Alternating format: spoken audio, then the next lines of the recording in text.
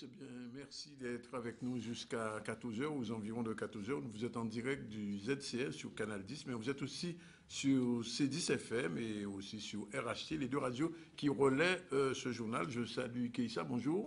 Bonjour Rémi. Avec elle, on verra tout à l'heure les titres de l'information et le déroulement de l'actualité. Sinon, aujourd'hui, nous allons recevoir dans un instant Madame Marie-Yvonne Herdan-Nicolas, elle est coordonnatrice régionale de Handidance des Antilles. Bonjour. Bonjour. Un peu plus tard, on va recevoir Cécile Bonbon. Cécile Bonbon, c'est une chargée de communication. Depuis hier, nous avons commencé, on va le dire, une série de rencontres avec les chargés de communication de la Guadeloupe. Ce sont des femmes ou des hommes, quelquefois, qui font le travail de la communication. Tout cela rentre dans la semaine de la presse. Et nous allons aussi recevoir des journalistes, puisque nous avons prévu de recevoir Olivier Lancien de Guadeloupe Première. Nous recevons Nathalie Dinane de France Antilles et d'autres confrères et consoeurs qui viendront. Colette Bordard aussi est invitée de Guadeloupe Première, qui viendront chaque jour parler des métiers, de la communication, comment on devient journaliste, comment on devient chargé de communication. Ce sera donc tous les jours dans le ZCL. Je vous annonce d'ailleurs déjà que vendredi, nous allons recevoir le maire de Désirade, qui est président de l'association des maires. Un peu plus tard, nous allons recevoir Ghislaine Nanga. Elle est responsable des affaires culturelles de la mairie de Pointe-à-Pitre. Et pourquoi elle sera avec nous? Parce que la mairie de Pointe-à-Pitre organise une véritable semaine libanaise, puisque vous savez qu'il y a une communauté libanaise très importante en Guadeloupe, singulièrement à Pointe-à-Pitre. Avec Ghislaine Nanga, on parlera un peu de toutes ces manifestations qui sont prévues dans les jours qui viennent. Voilà un peu le topo, on va dire, de ce ZCL. Et tout de suite, les titres de l'information. Et c'est Keïssa Zoroubabel. Nous commencerons l'édition d'aujourd'hui en douceur, et oui, avec un événement qui revient chaque année. Nous parlerons donc de la semaine des mathématiques. Elle a commencé hier et ce matin, nous nous sommes donc rendus à l'université de Fouilleul à cette occasion.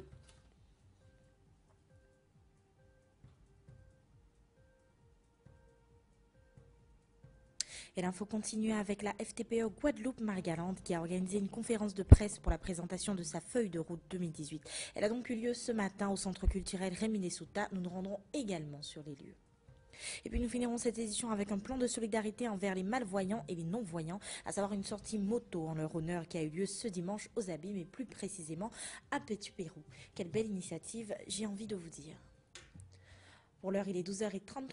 Le CLCL, ça continue. Tout de suite, l'interview avec Danik Sandronis. Merci, Keïssa. Effectivement, on reçoit donc Madame Herdan-Nicolas pour parler de Handidance. C'est la première formation de Handidance aux Antilles. L'année dernière, nous avions déjà reçu une personne, je crois vous-même, pour Handidance. Alors, il est peut-être bon de rappeler que Handidance est une opération qui permet à des femmes ou à des hommes qui sont un peu handicapés d'accéder à la danse. C'est bien ça? C'est tout à fait ça. Oui. C'est permettre de montrer le talent de ces personnes et d'avoir une activité comme tous les individus passeraient pour une activité extrascolaire. Oui. Alors, pour ça, vous avez une association qui s'appelle Tendance. Voilà. Oui. Alors, quelles sont les activités de cet asso? Alors, l'espace Tendance, ça a pour but de pouvoir recevoir des personnes en situation de handicap, des personnes handicapées et des personnes valides aussi. Donc, nous proposons de l'handidance, du free jazz, de la dancehall, du tango, du groka, du sruoka, du contemporain au sein de cette école. Et le but, c'est quand même de permettre à tout un chacun de se retrouver et de pratiquer la danse, cet art magique. Oui. Alors, cette rencontre régionale d'handidance, il n'y aura pas que de la danse? Oui, il y aura que de la danse le mardi 20, Oui. Mais le lundi 19, on va commencer par un colloque. Oui. Pour thème danse et handicap. D'accord. Donc nous allons faire d'abord une présentation de la Fédération française handidance, Oui. présenter la pratique handidance en France, les bienfaits de la danse pour la personne en situation de handicap, les approches d'aujourd'hui, ainsi que les techniques utilisées pour pouvoir mettre en place le cours. Alors, quand on dit les bienfaits de la danse pour la personne handicapée, ça sous-entend que aujourd'hui, quelqu'un qui a un handicap quelconque, avec la danse, c'est une thérapie Quelque part, c'est une thérapie parce que la personne peut s'exprimer, peut être valorisée et surtout a un ressenti d'estime de soi. Oui. Donc, par la danse aussi, les mouvements peuvent être en intensité progressive parce qu'on peut commencer en levant la main à moitié et à la fin avoir totalement la mobilité manuelle du bras. Sinon, au niveau de la mémorisation aussi, c'est important pour les personnes en déficience intellectuelle. Ça fait travailler énormément la mémoire et par-dessus tout l'autonomie. Alors, est-ce que depuis que votre association existe, je crois 2016, c'est ça, 2 ans, C'est ça. vous avez de plus en plus de personnes en situation de handicap qui fréquentent et qui viennent, ou alors faut-il des manifestations comme celle-là pour pouvoir attirer des gens? Alors, nous avons tout au long de l'année des structures qui travaillent avec nous, que je remercie d'ailleurs. Je ne vais pas les citer parce qu'elles sont nombreuses. Ah bon? Donc, bon, il y a des gros groupes comme La Page, l'IME Les Gommiers, le KJTL aussi a participé, d'autres structures sur Petit Canal, les Atchalcou. Enfin, on a plusieurs structures qui travaillent avec nous à raison d'une séance par semaine pour préparer justement cette rencontre et le spectacle de fin d'année de l'Espace Tendance qui se fait en juin. Et donc, pour revenir à ce que je vous disais, de plus en plus d'handicapés viennent vers vous pour ce genre de pratique, parce que vous savez, bon, je vous apprends rien, que les handicapés, il y en a quand même, personnes en situation de handicap, il y en a quand même pas mal en Guadeloupe, Oui, et que traditionnellement, on les cachait un peu, il y avait une espèce de honte, c'est cela. etc., etc. Est-ce qu'aujourd'hui, avec ces pratiques chorégraphiques, ça commence à changer? Oui, ça commence à changer, Le la regard. mentalité change. Oui, Les personnes osent maintenant et se disent qu'ils ont leur place. oui. Donc il y a beaucoup de majeurs qui viennent. Les mineurs, c'est plutôt en structure que je lisais. Ce qui est valorisant, c'est quand même que le public extérieur voit le talent. Donc l'invisible devient visible et finalement, ce n'est pas plus de la pitié quand on les voit, mais une vraie leçon de vie. D'accord. Et en ce qui concerne les chorégraphes, enfin les gens qui font fonctionner Handidance, ce sont des gens qui ont, on peut dire, une compétence particulière, ou bien ce sont des Oui. simples chorégraphes? Non, il faut avoir un DE pour Oui. déjà la partie danse et ensuite se spécialiser avec un diplôme diplomatique fédéral Oui, qui est de l'handidance en fonction de l'option. d'accord. Voilà. Sinon, les personnes éducateurs AMP pourront suivre la formation en mai que nous proposons du 14 au 16 mai Oui. à Il y a une l'espace formation. Tendance. Oui. Oui, ça sera la première en C'est-à-dire Guadeloupe. que quand on est déjà chorégraphe, il faut subir se une autre spécialiser. formation, se spécialiser. Voilà, dans l'handidance, Oui. parce qu'il y a des termes mémotechniques à utiliser, Des techniques aussi. des techniques aussi, et puis l'utilisation de l'espace Oui. et la résonance des mots pour atteindre le mouvement. D'accord. Parce que nous travaillons aussi avec des malentendants, des malvoyants, des sourds et des aveugles. Et est-ce que, bon, il faut quand même le dire, ça demande quand même des aptitudes particulières, de la patience, du Surtout. doigté, une pédagogie particulière, j'imagine? En fait, dans le monde de l'handicap, la patience, le Oui. courage, Oui. il faut en avoir parce que les handidanseurs sont tellement vrais qu'ils ressentent tout de suite si on le fait avec passion ou on le fait pour faire, en fait. D'accord. Voilà. Et donc, est-ce que, au bout du compte, les gens qui font cette handidance, les personnes en situation de handicap, progressent dans leur mobilité, par exemple? Énormément. Ils progressent dans leur mobilité, mais aussi dans leur vie active, Oui, parce qu'ils ont une activité de danse. oui, Et aussi parce qu'il y a aussi le côté estime de soi. Donc, ils sont revalorisés. oui. Ils apprennent à s'aimer, à se connaître Oui. et à s'accepter. Oui. Et le rapport avec les parents, comment ça s'organise? Alors, quand il y a des jeunes en situation de handicap, est-ce que les parents sont difficiles à convaincre? Parce que visiblement, j'imagine qu'en ce moment, il y a des parents d'enfants en situation de handicap qui ne savent pas C'est ça. l'existence de handidance. C'est-à-dire quand Raphaël Timoun là, il a en casa, il a dormi toute la journée, etc. Enfin, je dis ça. Qu'est-ce que vous avez à leur dire? Venez, parce qu'en fait, votre enfant vous étonnera. Il y a beaucoup de parents qui ont vu leur enfant danser et que finalement, c'est eux qui avaient les larmes aux yeux parce qu'ils se sont dit « Ah, oui, mon enfant peut ». C'est vraiment important pour les parents, mais aussi pour les handidanseurs. Oui. Alors, donc, vous leur donnez rendez-vous, alors le rendez-vous pour le 18, c'est ça? Le 19. Alors, 19. nous organisons avec la Fédération française handidance, donc la fondatrice de la pratique handidance, Madame Avio Cécile, sera parmi nous. Donc, nous organisons le lundi 19 un colloque de 10h à midi autour du débat danse et handicap. Oui. L'après-midi, c'est un Mais avec stage. qui va intervenir dans ce colloque? Alors, il y a plusieurs intervenants. Il y aura un sociologue, Oui. Méliorinette Stéphanie. Oui. Il y aura un psychologue, niçoise Myriam.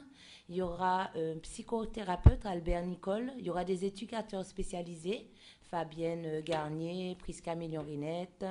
Il y aura aussi la fondatrice qui parlera, Oui. ainsi que la présidente du CA, du conseil d'administration de la fédération qui sera avec Mais nous en vous aussi, Guadeloupe, vous serez là. ainsi que moi, bien Oui, sûr, oui. je parlerai de l'action Handidance en qualité de professeur Handidance et de Parce que coordinatrice. vous êtes vous-même professeur. Oui. Oui, je suis professeur de danse et de de handidance. danse. Vous avez commencé ça comment puisque c'est intéressant de savoir ça, s'il y a des gens que ça pourrait intéresser, comment vous avez débuté? Alors, j'ai passé ma formation à la scène nationale de l'Archipel. Oui. Maintenant, ça se fait sur Pointe-à-Pitre pour présenter mon EAT, mon examen d'aptitude technique. C'est une partie qui montre que l'on sait danser déjà. Il faut savoir faut danser. avoir un minimum Oui, il faut savoir danser. pour Oui. pouvoir être professeur. Ensuite, la deuxième année, c'est la partie DE qu'on fait sur 2 ans. C'est le diplôme d'État, donc c'est pour devenir professeur et être dans la pédagogie. Voilà. Et moi, j'ai été poussée un petit peu plus loin, où j'ai été préparer mon diplôme fédéral en danse à Cambrai, en métropole. C'est compliqué. Il y a beaucoup de travail. Beaucoup de travail. Parce qu'on travaille quand même sur l'anatomie, sur la psychologie de l'enfant. Il y a plusieurs cycles pour pouvoir apprendre. Des techniques de base, comment apporter le mouvement à l'autre. Enfin, il faut vraiment être dans le domaine. Une chorégraphe en danse, c'est pas une chorégraphe normale, je veux dire. Non. Elle a des compétences particulières. Oui. Oui. Ah oui. Oui.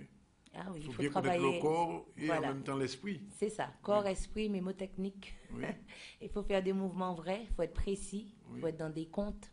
En fait, on ne peut pas improviser réellement un cours d'handidance parce que la personne en situation de handicap retient ce qu'on lui donne. Oui. Donc après, pour pouvoir défaire ce qui n'a pas été bien fait, D'accord. voilà. Et de votre point de vue, en tant que professeur d'handidance, en combien de temps il faut pour une personne en situation de handicap arriver jusqu'à, j'ose pas dire la perfection, mais enfin à l'exécution du geste? Combien de temps il faut en moyenne? Alors, à cours régulier de 1 heure par semaine, au bout de 3 mois, la personne en situation de handicap peut prétendre commencer une chorégraphie. Oui. Voilà, au bout de 3 mois. Au bout de 3 mois? Oui, mais ça dépend de la pathologie, si c'est la déficience intellectuelle moyen, Oui. lourd ou léger. Donc, quand c'est lourd, c'est un peu 6 mois. Oui. Sinon, moyen, léger, en général, c'est... En fait, ça dépend de la pathologie de l'enfant parce qu'on a aussi des autistes qui apprennent très, très vite au bout d'un mois. Des autistes qui apprennent? Oui. Oui. Au bout d'un mois, comme au ouais. bout de 3 mois, c'est vraiment l'enfant. C'est du cas par contre, l'handicap. Chaque fois, c'est... Oui.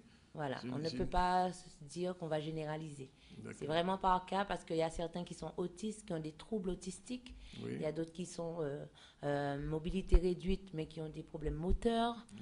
Enfin, l'handicap, c'est quand même complexe. Et cette découverte de la danse pour le handicap, j'ai envie de dire, c'est quelque chose qui véritablement a révolutionné un petit peu le regard et la fonction même qu'on avait, la relation avec la personne en situation de handicap.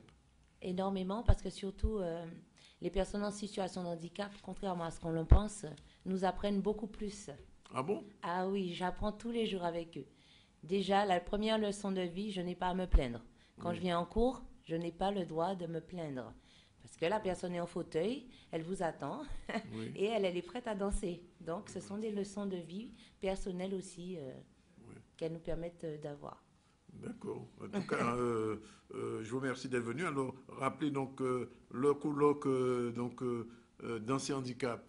Alors, le lundi 19 mars, de 10h à midi, il Ça y a se le fait où? colloque Ça se fait où? au Palais des Sports Laura Flessel à Petit-Bourg. Petit-Bourg, oui. L'après-midi, de 13h30 à 15h, c'est le stage handidance. Donc, c'est pour les personnes en situation de handicap ou les personnes handicapées. Oui, bien Ce sûr. n'est pas pour le tout public, par contre, l'après-midi.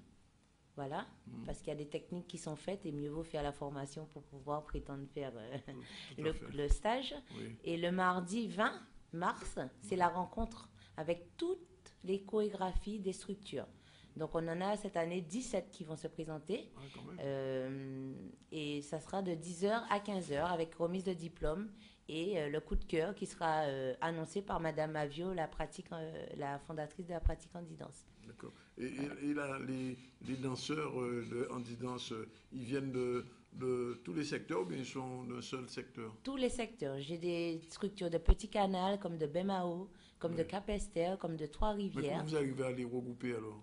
Alors, il y a certaines structures qui viennent directement à l'école parce que c'est le but de pouvoir leur permettre d'aller dans une vraie école de danse. Oui. Et d'autres, je me déplace à eux. D'accord. Je vais directement dans les structures. Bien. Ben, écoutez, Madame Erdan Nicolas, je vous remercie d'être venue. Oui, Et puis, monsieur. on souhaite que vous continuiez avec, je vois la passion que vous avez pour ce que vous faites. Ça se lit sur votre visage. Et Merci puis, beaucoup. que les personnes en situation de handicap qui ne sont pas encore dans Handidance, ben, c'est le moment jamais de profiter de ces périodes du colloque et des rencontres régionales pour véritablement entrer. Et juste une question, ça se fait aussi en Martinique parce que ça s'appelle Handidance Antilles. Alors, c'est ce que je voulais préciser. Oui. Donc, cette année, nous avons la Guyane avec nous, Oui, qui va représenter une chorégraphie. La Martinique devait participer, mais de dernière minute, il y a Ils eu n'ont un pas problème au niveau de l'effectif. oui. Sinon, je tenais à dire que la rencontre régionale Handidance Antilles, l'entrée, c'est de 3 € pour tout le public. D'accord. Voilà. Et je tenais aussi à remercier les bénévoles. Oui. Donc Lionel Lorando, Mike Mathieu, Clément Nicolas, toutes les personnes qui m'accompagnent, Émilie Petit, le Lions Club aussi parce qu'ils feront l'accueil des personnes en situation de handicap. Je tiens à remercier la DRAC,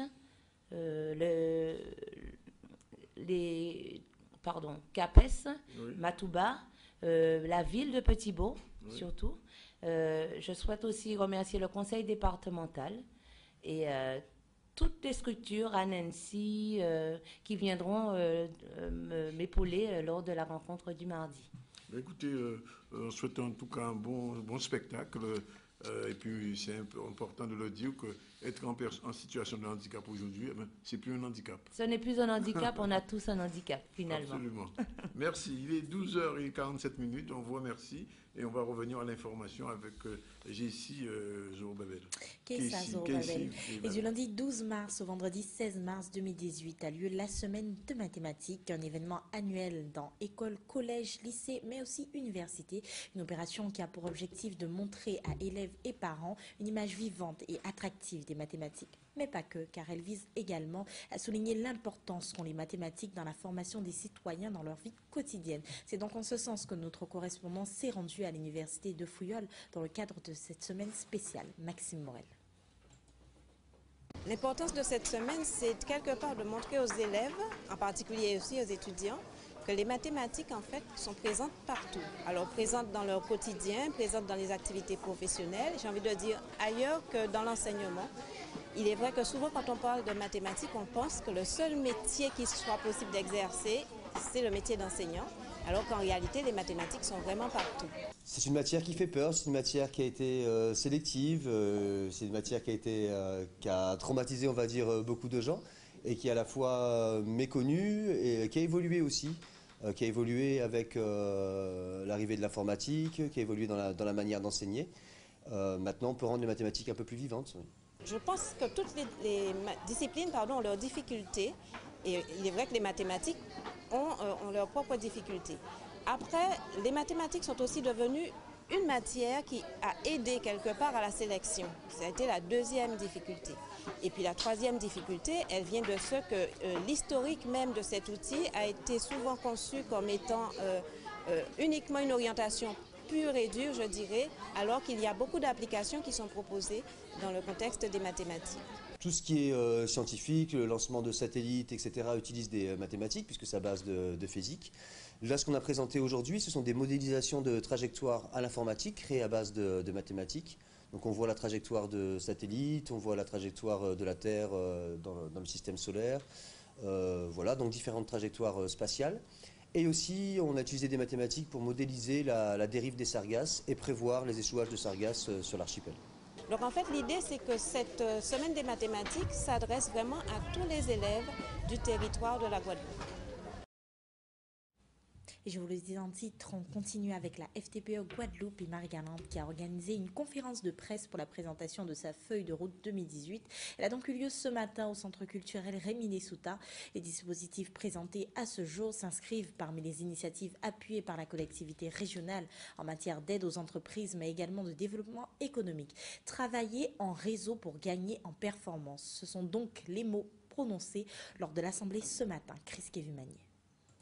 Il était composé de 80,5% de petites structures. Aujourd'hui, on présente un nouveau modèle de dispositif pour accompagner les entreprises de Guadeloupe.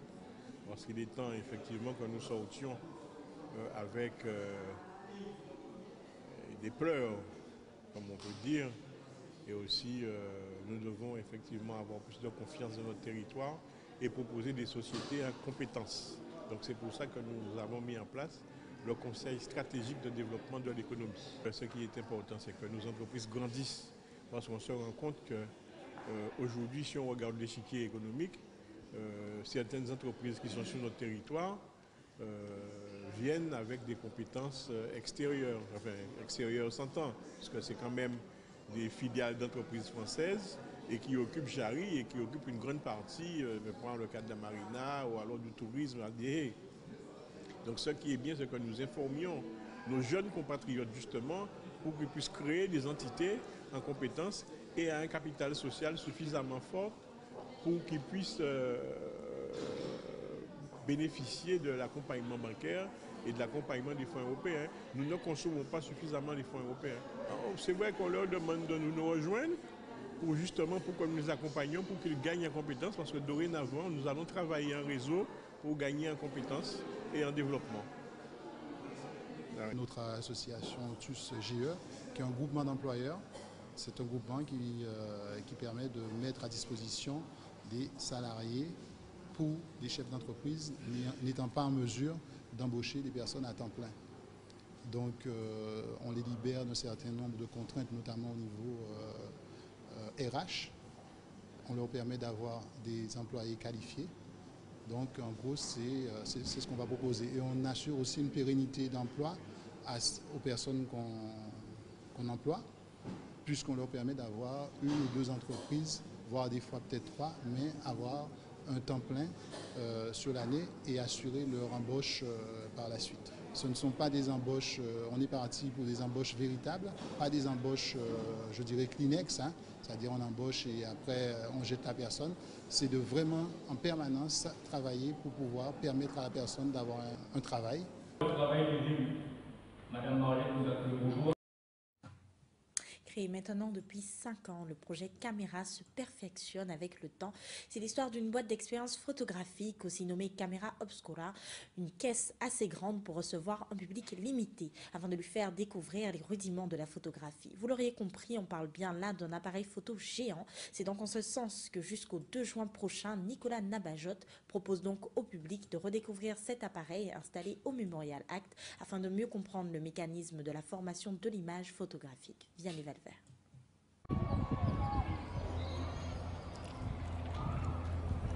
Donc photographe, auteur, alors je précise auteur parce qu'il y a différents types de photographes et en tant que photographe auteur en général voilà, on a des sujets qu'on illustre en photographie. Alors mon nom Nabajot, aujourd'hui en fait c'est moins la dimension auteur qui nous intéresse mais plutôt rentrer à l'intérieur d'un appareil en fait. C'est ce que je propose au Memorial Act. Avec ce dispositif, donc projet Caméro, l'idée donc qui est une boîte, hein, donc une chambre noire à taille humaine. L'idée c'est d'inviter le public, le visiteur à rentrer à l'intérieur d'un appareil et à se rendre compte ou à observer comment au final une image apparaît à l'intérieur. Et en même temps, on a rajouté bien évidemment un côté pratique, puisque c'est bien que les gens observent, mais c'est aussi bien de pouvoir le do it yourself, de le faire par soi-même aussi, quoi. Donc on propose des ateliers. Alors plus qu'atelier, j'ai envie de dire une expérience photographique avec une photographie différente.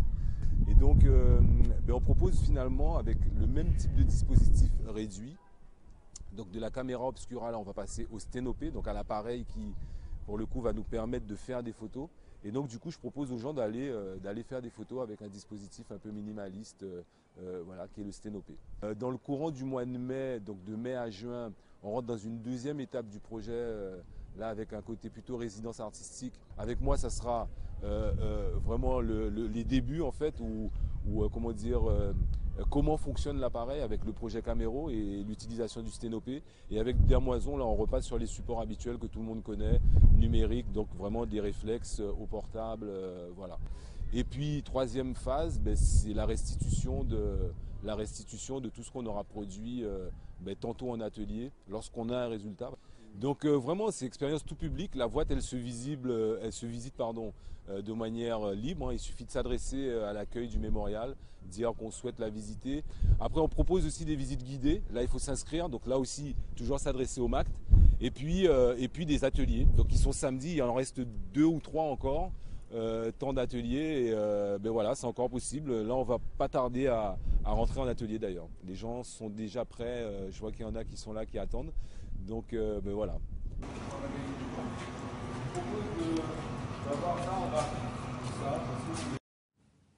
Voilà.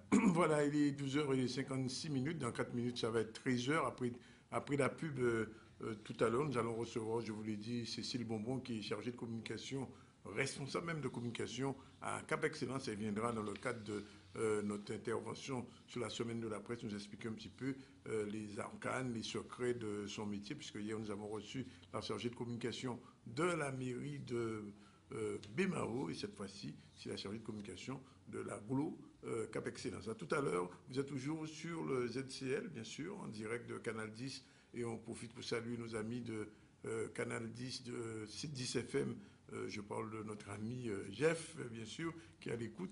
Et aussi, on salue nos amis de RHT, toute la petite équipe de RHT qui fait fonctionner cette radio merveilleuse. Voilà, 13h pendant presque 3 minutes. Après la pub, on se retrouve avec, bien sûr, Keissa pour pouvoir développer le journal, la suite du journal, et nous recevoir notre invité. À tout à l'heure.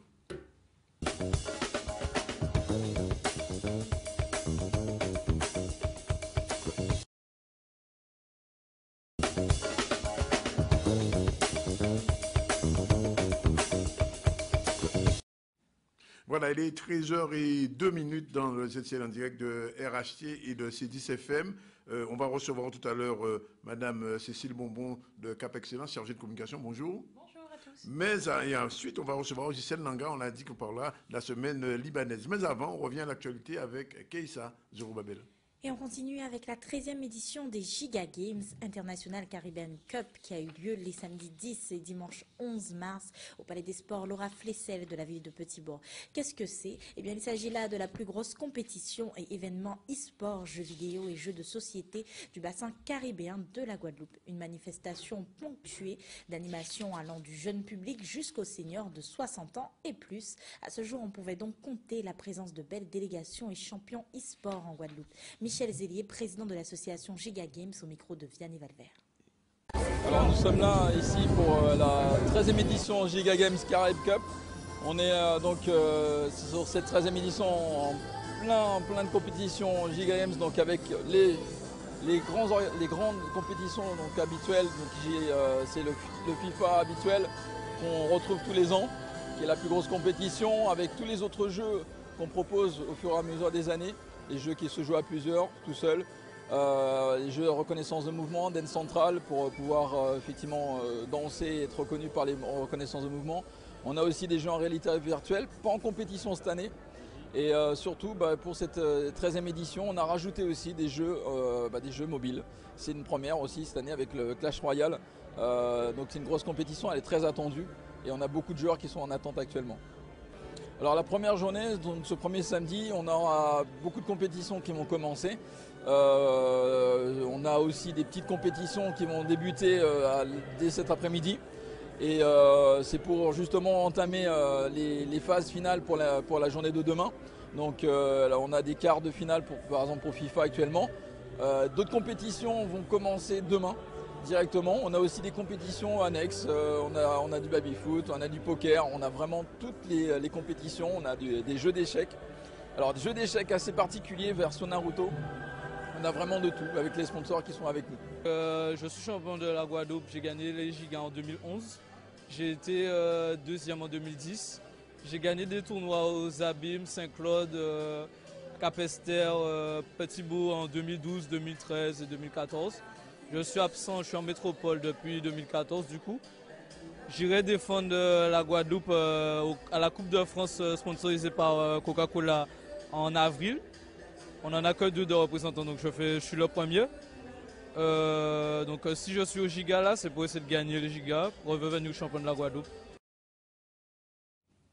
Voilà, Giga Games, et d'ailleurs je vous annonce qu'il y aura aussi à Basse-Terre un Festi Games qui est en train de s'organiser. Nous aurons l'occasion d'y revenir avec notre ami JP. Alors, je vous l'ai dit depuis hier, nous recevons chaque jour une chargée de communication, une responsable de communication dans une entreprise privée ou publique. Hier, c'était Bimao. Aujourd'hui, nous avons l'honneur et l'avantage de recevoir la responsable de communication de Cap Excellence, Cécile Bonbon. Bonjour. Bonjour à tous. Alors, pourquoi on vous fait venir? Parce que c'est la semaine de la presse et beaucoup de jeunes qui veulent entrer dans cette profession ne savent pas d'abord ce qu'est une chargée de communication, une responsable de communication ou une attachée de presse. Et donc, nous avons décidé depuis hier de recevoir chaque jour à la fois une chargée de com ou quelquefois un journaliste. Demain, ce sera le cas de 2 journalistes que nous allons recevoir. Alors, première question toute simple, quelle différence il y a entre une chargée de com et une attachée de presse? Alors écoutez, tout d'abord, moi je suis au sein de la communauté d'agglomération Cap Excellence. Oui, je l'ai dit, il me semble. En tant que directrice de la communication et j'ai la double casquette d'être également au cabinet. Donc une casquette administrative et une casquette politique. La différence, elle est toute simple. L'attaché de presse est celui qui s'occupe, qui est en étroite collaboration avec les médias, qui a qui le nous embête toute la journée, c'est cette personne. C'est celle-là, c'est Oui. celle-là. Mais c'est un véritable métier, Oui. la relation presse. Il faut pouvoir... on ne rentre pas comme ça chez les médias en disant je suis chargé de com ou je suis dans la relation presse. Oui. Et non, il faut travailler les médias. C'est quelque chose qui se prépare en école. Spécifiquement où on a vraiment un cursus dédié à cela. On a parallèlement aussi la filière communication simple. On passe par le BTS, c'est ça? Alors, il y a plusieurs voies. Moi, je suis passée par un BTS en commerce international. Ça n'a rien à voir avec la com, ça. Je ne me dédiais pas à la communication du tout. Je voulais faire de la coopération régionale. Mais les choses ont fait que la vie a fait que je suis arrivée dans la com. Au départ, j'étais très spécialisée marketing, vente de produits. Je me suis dirigée sur la com institutionnelle, où ça aussi, c'est un métier. Il faut savoir vendre son institution, vendre les actions du politique, de l'élu. Et effectivement, pour ça aussi, il y a des filières. Donc, quand on dit la communication, c'est vrai que c'est très vaste, mais il y a plusieurs filières dans la communication à destination des jeunes aujourd'hui. La voie royale, c'est le community management, où effectivement, sur les réseaux sociaux, sur Internet, on est toujours connecté. Les journalistes, et vous en savez un peu, Danick, sont connectés avec vous directement, on s'envoie des communiqués de presse, etc. Et c'est vrai que community manager, c'est aussi une filière, mais en ce moment... Elle est nouvelle, celle-là. Mais reine. Vraiment, c'est vraiment la filière en ce moment en termes de communication. Alors, qu'est-ce qu'il y a de compliqué dans la relation avec les journalistes et la relation presse? Parce que souvent, il faut le dire, nous journalistes, on se plaint quelquefois des chargés de communication qui nous harcèlent. Tu viens à la conférence de presse, tu n'oublies pas qu'il y a le rendez-vous, etc., etc. De votre côté, comment ça se passe? Vous parlez d'une expérience Non, je ne parle de rien du tout. De rien du tout. C'est même pas un souvenir. La relation avec les journalistes, comme je le disais, est une relation qui doit se construire au fil du temps. On ne devient pas amis avec les journalistes. C'est une relation professionnels, mais proches. Les journalistes aiment à savoir, surtout en matière institutionnelle politique, les journalistes aiment être avant tout le monde... avoir l'info. Avoir le scoop. Oui. Alors, avant que ça ne sorte, on reçoit des textos, on reçoit des emails, des appels. Et justement, on est là, nous, à la communication, pour faire tampon entre le politique, le président, et les médias qui veulent toujours être à l'affût, mais... de la moindre info. Mais Cécile, ça veut dire que vous êtes en train de me dire là que vous choisissez vos journalistes. Je dis, bon, alors, ce scoop-là, je ne le donnerai pas à Danick, je le donnerai à Thierry Fendéré ou à Olivier Lancien ou à Jackie Massico, enfin, ou à Gilbert Principal. Comment ça se passe? Non, ce n'est pas ce que je dis. Ce que je dis, c'est que c'est une relation qui se... par média. Oui. Effectivement, on a des relations plus ou moins proches avec certains journalistes. Oui. Vous venez de citer des journalistes, certains avec lesquels j'ai moins de contacts, d'autres avec lesquels j'en ai plus, mais pour chaque média, on a une porte d'entrée. Ah, d'accord. Pour Canal 10, je ne citerai pas ma source, mais j'ai ma porte d'entrée. Ah, il y a une porte d'entrée à Canal 10. J'aimerais bien savoir qui est cette porte d'entrée. Il y a deux portes là. C'est un très charmant monsieur qui, quand il m'appelle, je suis toujours là à répondre à ses sollicitations au pied levé. Sollicitations professionnelles, je suppose. On est dans le cadre professionnel là aujourd'hui. D'accord. Alors, ça veut dire qu'une chargée de com, c'est quelqu'un qui doit être toujours proche de son portable maintenant, même à la maison. Aux grandes dames de mes proches et de ma famille, je n'ai pas le droit de lâcher mon portable. Wow. Non seulement parce que justement j'ai des journalistes, ils s'excusent, qui appellent jusqu'à très tard le soir. Oui. Mais j'ai mon président qui a besoin de moi, que je puisse lui construire des communiqués. C'est aussi le travail de la communication, construire du rédactionnel, toujours être à l'affût et surtout anticiper. Anticiper sur ce qui va venir et déjà commencer à préparer les textes pour que quand quelque chose tombe, on soit prêt. Oui. Alors, qu'est-ce qu'on appelle la veille médiatique? Alors, peut-être que je sais peut-être un peu ce que c'est, mais j'imagine que la chargée de com doit savoir ça mieux que moi. Alors, il est important de pouvoir savoir ce que tous les médias disent de notre institution. En l'occurrence pour Cap Excellence, puisque c'est une institution publique, je vais parler dans des termes très simples pour que les jeunes puissent me comprendre. Certains médias peuvent parler en bien de Cap Excellence, d'autres en moins bien de l'action des élus. Il convient de regrouper toutes ces critiques bonnes, négatives. Même les critiques, oui. Une critique peut être bonne, une critique peut être constructive. Il convient de pouvoir recenser toutes ces critiques et pouvoir en faire une veille pour alerter le président. Attention, président, on n'a pas été très bon, le message est mal passé, le message n'a pas été très clair, un journaliste n'a pas compris le message. Et ça sert justement après à revenir, recontacter les médias pour pouvoir réajuster le message en fonction des retours qui auront été, que nous aurions eus. Alors, quand par exemple le patron, le président de Cap Excellence, en l'occurrence qui soit bientôt notre invité dans notre émission, puisqu'on a une émission qui s'appelle ZCL en VIP. On ne reçoit que des VIP le vendredi. C'est un grand VIP, Éric Jalton. Ah, je ne sais pas, on verra. Alors, comment la chargée de com, la directrice de communication agit quand le patron va dans un média? Est-ce qu'on le laisse aller sans outils ou bien on vient avec des petites fiches, lui dire attention, tel journaliste, il est un petit peu embêtant, il va vous poser quelques questions sur Olivier Servat ou sur l'eau, etc. Ou alors est-ce qu'on le laisse aller comme ça, sans biscuit? Comment ça se passe? Ça dépend vraiment du politique. Oui. On a un président à Cap Excellence qui prépare ses interventions. mais il y en a d'autres. Tous les élus communautaires qui vont parler au nom du président, nous devons préalablement leur préparer des éléments de langage, un dossier. Alors, éléments de langage, qu'est-ce qu'un élément de langage? Parce qu'on entend ça, les éléments de langage, c'est quoi? C'est une potion magique? Qu'est-ce que c'est exactement? C'est potion magique, non. Mais en tout cas, on y recense toutes les questions qui pourraient être posées. Oui. On anticipe. Le travail de la communication, c'est de l'anticipation. Il ne faut pas être pris au dépourvu. Il faut pouvoir toujours avoir réponse à toutes les questions. Donc il faut tout balayer en amont?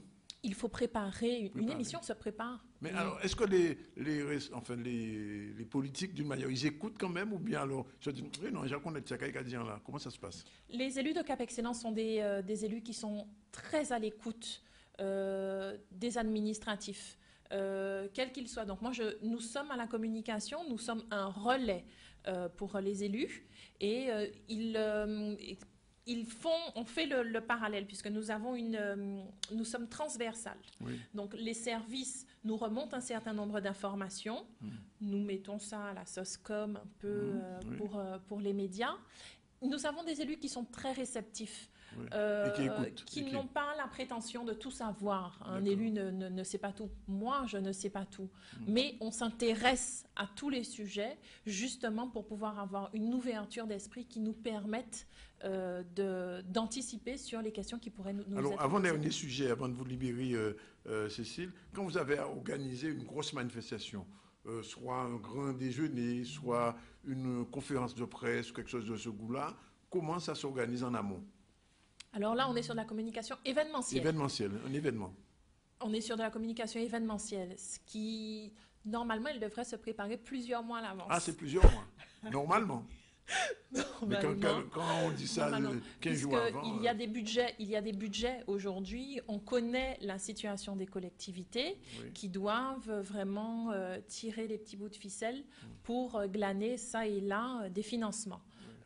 Donc, une manifestation est une action qui se mène, qui se prépare bien en amont. Nous devons savoir qui seront les protagonistes, quel est le contenu de l'action. On travaille avec les services ressources. Nous avons dernièrement eu une grande action sur le tri des déchets. C'est vraiment une communication spécifique qui est souvent on dit que c'est sale les déchets.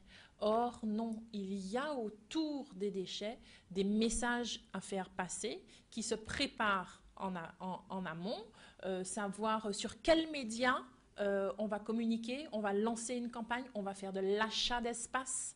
Tout cela se prépare pour que le jour J, nous soyons prêts et surtout faire connaître cette manifestation au grand public, puisque c'est là la finalité d'une manifestation. Alors justement, en parlant de finalité, à quel moment la chargée de com, la directrice de communication, dit « ça a fonctionné » ? Quels sont les paramètres qui vous permettent de juger que telle manifestation, du point de vue médiatique, bien sûr, je parle du point de vue politique, du point de vue médiatique, a bien fonctionné? Alors, je vais répondre tout de suite à votre question.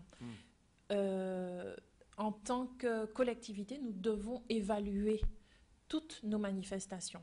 L'évaluation se fait tant sur les personnes qui sont venues à nous que effectivement sur la veille médiatique que l'on va faire après coup. Donc, on saura qu'une manifestation a clairement fonctionné quand la plupart des médias en auront parlé, quand... en bien ou en mal, hein? Peu importe. De façon générale, rarement un média a mal parlé d'une action communication de Cap Excellence. J'ai eu des critiques, mais je m'en sers toujours justement pour mieux faire les prochaines fois. Donc, il ne faut pas être susceptible non plus dans ce métier-là et laisser toute crispation et susceptibilité de côté. D'accord.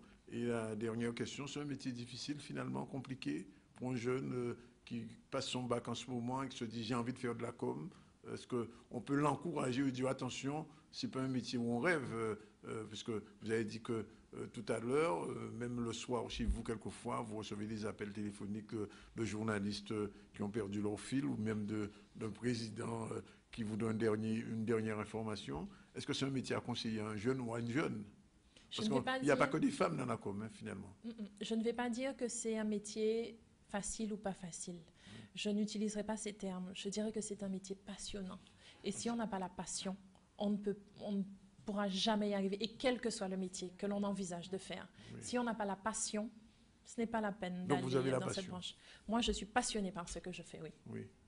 Merci en tout cas à Cécile Beaumont d'être venue en direct nous dire tout ça. J'espère que ces jeunes de BTS Communication du lycée Gerville-Riache et le BTS Audiovisuel de Pointe-Noire, ils sont à l'écoute et ils savent un peu le profil type. La deuxième, on aura l'occasion de revenir avec d'autres chargés de communication. Demain, on va recevoir un journaliste, Gilbert Pinsmaille. Vous connaissez Gilbert Pinsmaille? Je le connais un peu. Oui, un peu. Bon. On va le recevoir demain. Il parlera de son métier en tant que journaliste. Il est 13h20. Keïssa est encore là sur l'information. Et je crois qu'on va parler de sortie moto. Oui, tout à fait. Il est 9h dimanche matin, Petit Pérou aux Abîmes. Alors que l'excitation était à son comble pour la vingtaine de malvoyants et non-voyants, tous membres de l'Union départementale des aveugles de la Guadeloupe, regroupés devant le siège de leur association. Ils entendaient au loin le vombrissement unique d'un convoi d'Harley-Davidson. Au rendez-vous, 26 motards de la caribéenne Aigle Guadeloupe ont répondu présents à ce jour spécialement pour eux. Eh bien, on programme une balade de 120 km entre les Abîmes, Sainte-Anne, Le Moule et les Grands-Fonds. Et pour finir la matinée en beauté, un déjeuner au restaurant en Canna a été prévu par la suite pour eux. Olivier Moradel. Cette année 2018, nous avons décidé un projet, une devise, et pourquoi pas nous? C'est-à-dire faire voir les malvoyants quelque part où on ne les attend pas. Le Lions Club s'est mis à un point d'orgue, c'est aider les aveugles. Nous faisons ça depuis une centaine d'années maintenant. Et en Guadeloupe, on a voulu faire connaître de nouvelles sensations aux aveugles pour les sortir un petit peu de leur isolement. Et on a eu l'idée de leur faire une sortie en moto. On a réussi à convaincre le motoclub Harley-Davidson de nous suivre dans cette démarche. Ils ont accepté très très volontiers. C'est un rêve qui se réalise de monter sur une Harley-Davidson.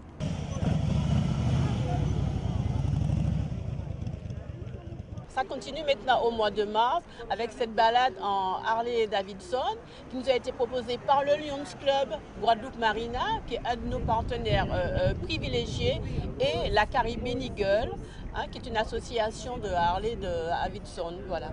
Je suis content et puis ça nous permet de sortir un petit peu du train-train quotidien et de faire quelque chose d'original. Ça me fait plaisir et je suis très impatiente de monter sur la moto. C'est la première fois, alors je vais voir après. J'espère qu'il y aura une bonne sensation.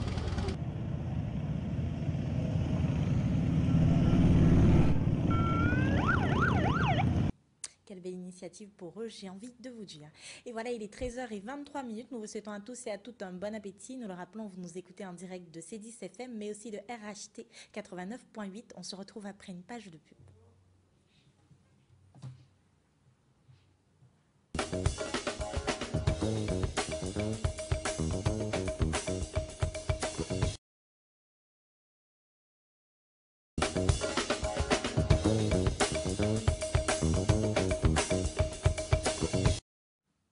Voilà, il est 13h26. Qu'est-ce que je raconte? 13h28.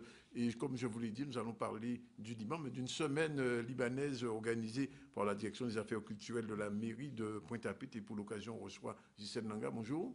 Bonjour. Et Madame Rita Torbé, bonjour. Bonjour. Toutes les deux ont travaillé sur cette semaine libanaise. Alors, je suis obligé de vous poser la question, Gisèle Nanga, pourquoi une semaine libanaise, pas une semaine chinoise ou amérindienne? Toutes les semaines seront les bienvenues de toute manière. Oui. Nous avons débuté notre projet Identité plurielle avec une semaine culturelle libanaise, parce que les Libanais sont présents en Guadeloupe depuis la moitié du 19e siècle, et qu'aujourd'hui, ils ont fait souche, racine, ils ont élargi la famille au maximum, et que c'était normal qu'on rappelle à tous ceux d'entre nous que nous sommes un seul peuple, une seule couleur, une seule âme, et que toutes les composantes font partie de nous, parce que de nombreuses vagues migratoires ont fait de ce pays ce qu'il est aujourd'hui. Voilà. Multiculturel. Alors, Rita Torbé, merci d'être là. Alors, vous qui êtes d'origine libanaise, quand vous entendez ce type de discours, comment vous réagissez? Mais c'est excellent parce qu'il faut le vivre ensemble, connaître l'autre, connaître sa culture, ses origines. Ça peut vous approfondir beaucoup plus parce que quand vous ne connaissez pas quelqu'un, vous avez peur de lui. Oui. Comme ça, vous savez d'où il vient, quelle est sa culture. Au contraire, ça rapproche le peuple et on est très content et heureux de faire cette semaine, surtout sous la direction des affaires culturelles de la ville de Pointe-à-Pitre, qui est une ville d'art et d'histoire. Oui. Et vraiment, on était très contents hier d'autant de visites de nos compatriotes d'origine, enfin, qui sont nés ici, guadeloupéens, pour voir qu'est-ce que c'est et qui sont les Libanais. Alors c'est vrai que la communauté libanaise elle est particulièrement bien implantée en Guadeloupe et singulièrement à Pointe-à-Pitre et que historiquement il y a des Libanais, moi j'ai eu des amis, je pense à mon ami Henri Deps dont le père est arrivé ici à une époque et puis Henri qui a grandi et qui est un pointoir parce que en fait le Libanais quand il arrive en Guadeloupe il devient guadeloupéen. Nous sommes tous guadeloupéens. Voilà, et c'est ça qui est important. Alors comment ça va s'articuler cette semaine libanaise, Ghislaine? Alors nous avons commencé hier. L'idée, c'était d'abord de dédier de nombreux instants aux scolaires. Oui. Parce que eux, ils ont tout à découvrir, ils ont tout à apprendre. Et nous avons reçu les premières classes dès hier matin. Donc à la fois, ils peuvent visiter les expositions, mais aussi bénéficier d'ateliers. Et Rita, en personne, leur fait des ateliers de calligraphie. Ils écrivent leur prénom en langue arabe et ils se montrent extrêmement intéressés par l'histoire du Liban, par les objets, par l'écriture. Et c'est vraiment bien. C'est presque magique parce que on aurait pu penser qu'ils seraient un peu réticents à ce qu'ils ne connaissent pas. Mais les enfants, au contraire, ils sont très ouverts, ils sont disposés à apprendre, à comprendre et à partager. Et donc, tous les jours, ils viennent au pavillon de la ville, ils visitent l'expo comme le grand public, mais eux, ils sont guidés. Et donc, nous avons fait l'ouverture officielle hier soir de la manifestation avec un mot de l'ambassadeur qui nous a fait parvenir par vidéo. D'accord. Et c'était vraiment un grand moment. Alors, Madame Torbé, il est quand même important parce que vous savez, on est en Guadeloupe et notre créole a une particularité. Quand on parle de Libanais, on parle de Syrien, oui, un Kayakon syrien, etc., etc. Alors, il est peut-être important de faire le distinguo quand même. Bon, il y a des peuples au Moyen-Orient, mais un Libanais n'est pas un Syrien. Non, un Libanais n'est pas un Syrien. C'est deux peuples, deux pays avec deux identités différentes. Totalement différentes. Mais on a beaucoup de choses qui nous rapprochent, la culture. Il ne faut pas oublier qu'on était tous les deux pays étaient sous Empire ottoman. Et c'est pour ça qu'on nous appelait, si vous voulez, le Liban est 10 fois plus petit que la Syrie. Et on disait avant, c'était la province syrienne, avec avec l'Empire ottoman. C'est pour ça qu'on nous appelle Syro-Libanais. Alors, est-ce qu'il y a encore des Syriens, entre guillemets, des vrais Syriens en Guadeloupe, ou alors est-ce que ce sont les Libanais? C'est la confusion? Non, il y a des vrais Syriens, il y a des vrais Libanais. Il y a des vrais Syriens? Oui, bien sûr. D'accord. Et qui sont quand même différents culturellement, quand même. Il y a une culture qui nous rapproche, mais quand même, ils ont leur propre culture comme nous avons la nôtre aussi. Alors, je reviens vers vous. Il y aura des conférences avec des personnalités libanaises d'autorité. Alors, pouvez nous dire un petit peu qu'est-ce qui va se passer? Alors, dès demain soir, il y aura une très belle conférence et qui tombe à pic dans le temps des poètes, puisqu'il va être question de traiter de l'œuvre de Khalil Gibran, le prophète, que beaucoup de gens connaissent, parce que ici, dans les mariages, dans les enterrements, on lit des textes de Khalil Gibran sans savoir que ces textes sont de lui. Et donc, nous recevons M. Antoine Joseph Assaf, qui est un philosophe, écrivain internationalement connu, qui va donc nous donner 2 conférences. Cette première demain soir à 18h30 sur Khalil Gibran et une deuxième jeudi soir sur le Liban. Le Liban, voilà. Alors, les Libanais, alors, on le sait aussi, sont souvent de confession catholique. Catholique, la majorité. La majorité, on ne le sait pas assez ici. À 95%. À 95% ici, quand même. Ils sont catholiques. Comment ça s'explique? Parce que, si vous voulez, en 1800, la première fois, en 1866, il y a eu le massacre comment on appelle ça? Un génocide. Si vous voulez, pas tout à fait génocide, c'était entre les religions. Oui, une guerre de religion. La première fois, voilà, les chrétiens étaient obligés de quitter le Liban pour la première fois. Et la deuxième fois, c'est la Première Guerre mondiale. Il y a eu la famine, où il y a eu quand même le 3/4 des Libanais qui ont été exterminés pratiquement par la famine et le reste ont dû quitter parce que, pareil, on était toujours entre l'Empire ottoman et l'arrivée des Français. D'accord. Alors, ce qui fait, c'était les chrétiens qui quittaient parce qu'on n'avait plus de protection et ils quittaient avant. C'est pour ça qu'on trouve la majorité ici, presque le tout, catholique. Il y a aussi des maronites. Mais nous sommes, c'est ça. Nous sommes maronites. Alors, maronites, vous savez qu'est-ce que c'est? C'est pas une secte comme tout le monde dit. Non, pas ça. Non, parce que beaucoup disent, parce qu'ils ne connaissent pas. Oui. Parce que nous avons suivi Saint-Maroun. Saint-Maroun, et d'ailleurs, c'est le seul peuple qui a pris le nom d'un saint. Oui. C'était nous.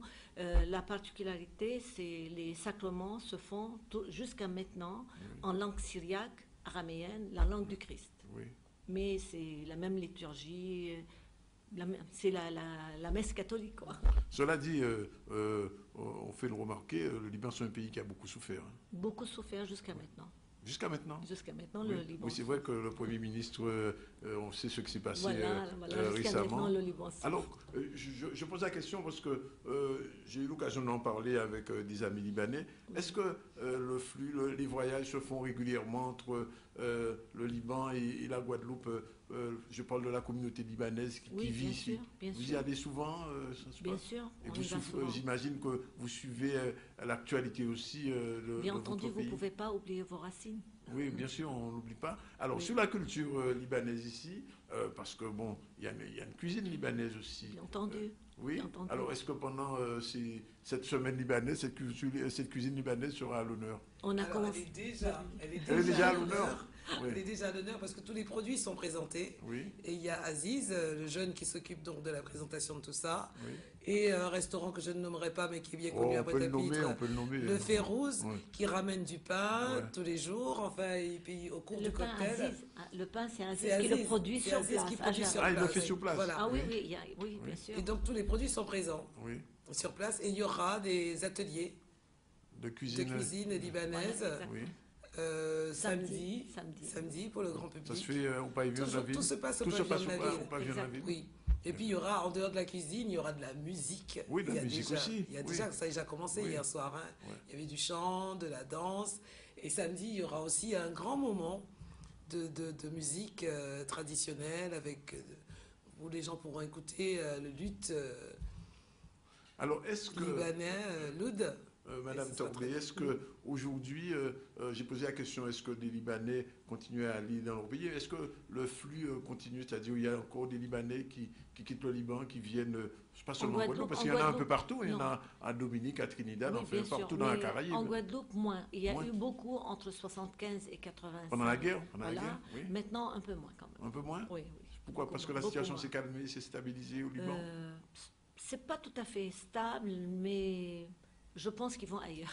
Ah, ils vont ailleurs? Oui. Ailleurs dans la Caraïbe ou ailleurs dans le monde? Non, dans le monde. Parce que la diaspora libanaise, elle est importante à l'extérieur. Vous savez, il y a 6 millions au Liban, estimé à 6 millions, parce que c'est ce que je disais tout à l'heure à Ghislaine. Le Liban, c'est exactement comme ici. Oui. Identité plurielle. Parce que on a quand même beaucoup de Palestiniens, de Syriens, d'Irakiens, tout autour qui vivent au Liban, parce que c'est vrai, c'est un pays qui... C'est un pays très ouvert, c'est ça? Voilà, exactement. Qui a toujours été très ouvert. Exactement. Oui. Et j'ai perdu mon fil. 6 millions au Liban de résidents, mais à l'extérieur, on est à peu près entre 15 et 16 millions. Waouh, d'accord, oui. Et la ville, la capitale, c'est reconstruite? Beyrouth, c'est reconstruite, oui, ça va? Parce que c'est une ville, paraît-il, je ne suis pas allé encore, où la vie culturelle est très intense. C'est une ville très agréable. Tous les gens qui sont allés l'ont dit, ont confirmé. Oui. Alors il faudra peut-être organiser un voyage. C'est ce que je disais. Mais les gens nous l'ont demandé hier soir. Mais oui, c'est ce que j'avais dit. Et vous savez, on avait organisé par le biais de l'évêché de faire si vous voulez, un voyage de pèlerinage. Oui. Mais les gens ont eu tellement peur. Oui, à cause de la guerre. Mais on n'a pas de guerre. Oui, il n'y a plus de guerre. Au Liban, il n'y a plus de guerre. Oui. Vous pouvez circuler vraiment très à l'aise. il y a toujours des problèmes, si vous voulez, internes, politiques, mais vous pouvez circuler sans aucun souci. À Beyrouth. À Beyrouth et ailleurs. La Beyrouth des années 60. Et comme j'ai dit sur un tableau, ne regardez pas seulement avec les yeux. Oui. Allez visiter le Liban, ça vaut le coup. D'accord. Ben, écoutez, on va se tenir là. Alors, juste rappeler les prochaines manifestations, Ghislaine. Alors déjà, cette semaine culturelle qui va aller jusqu'à dimanche, parce que le rite maronite dont on a parlé tout à l'heure, eh ben, il y en aura un dimanche à l'église Saint-Pierre et Saint-Paul. Et vraiment, on invite, c'est ouvert à tout le monde. Ce n'est pas seulement pour les Libanais de Guadeloupe, ou même les Libanais qui sont présents de manière ponctuelle ici, c'est pour tout le monde. C'est un vrai moment de partage auquel on convie tout le monde. Et puis on continuera avec Identité plurielle. Alors la prochaine Identité plurielle sera de quelle nationalité? C'est l'Éthiopie, parce que beaucoup de gens parlent de l'Éthiopie sans vraiment la connaître. Et nous considérons que l'histoire, elle est importante à découvrir. Donc ce sera l'Éthiopie. Et puis nous reviendrons à des frères plus proches, plus connus, mais peut-être à considérer un peu plus, c'est Haïti. Et pendant cette semaine-là, nous aurons d'ailleurs la présence de Gary Victor avec 8 des jeunes lauréats du concours de nouvelles nationales qui vont venir rencontrer les scolaires ici. Puis nous continuerons comme ça tout au long de l'année. Puis l'année prochaine également. Et puis au bout du compte, on se rassemblera tous en une seule et unique rencontre d'identité plurielle. Ça, c'est du Nanga tout craché. C'est du Nanga craché. Absolument. En tout cas, merci d'être venu et puis on souhaite du succès à cette première semaine. C'est la première, en fait. C'est la première. Il y a eu des petites manifestations, mais c'est la première semaine culturelle libanaise. On souhaite du succès et puis, on vous reverra plus souvent ici. Mais j'espère. Oui. Bon, chaque fois qu'on a quelque chose à dire, on vient. Sinon, on ne vient pas. Pas de problème. Vous êtes toujours bienvenue. Voilà. Merci. Il est 13h40. On va terminer le ZCL aujourd'hui avec cette semaine libanaise. On se retrouve demain à partir de 12h30 comme toute la semaine avec vous. Demain, la barque est chargée puisque c'est la semaine, c'est journal culturel, aussi la chronique de communication, la chronique aussi psychologique. Enfin bref, demain, et on recevra, comme on l'a dit, un confrère journaliste demain. Donc rendez-vous demain à partir de 12h30. Merci. Si vous n'avez pas encore déjeuné, faites comme moi. Pressez-vous vers le restaurant et puis à demain à la même heure. Merci d'être avec nous tous les jours en direct de Canal 10.